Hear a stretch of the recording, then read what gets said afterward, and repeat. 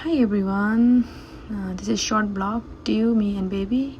आज चाहिँ हाम्रो लाइब्रेरी डे। मेरो चाहिँ लास्ट नाइट ओभरनाइट चाहिँ काम परेकोले गर्दा म चाहिँ 11 बजीसम्म सुतेँ अनि उठेर खानासाना खाएर हामी लाइब्रेरी आयौँ। लाइब्रेरीमा यसरी टियाना म बेबी चाहिँ टाइम स्पेन्ड गर्छौँ 2 to 3 hours। अनि टियानाले कहिले कति कतिखेर पढ्छ, कति कतिखेर किचनमा जान्छ। यसरी नै उसले चाहिँ के गरिरहेको हुन्छ। अनि बेबीले चाहिँ रोल गरिरहेछ, उसले एकदमै रोल गर्छ आजकल। अनि मलाई चाहिँ टियाना चाहिँ के गर्छ भने यो लाइब्रेरीमा चाहिँ किचन अलिक ठुलो त पहिलिहाल्छ, सानो किचन भएकोले गर्दा उसलाई कहाँ के छ भन्ने थाहा छ। अनि किचनबाट यसरी ल्याउँदैछ, दुईजना खेलिरहेछन्।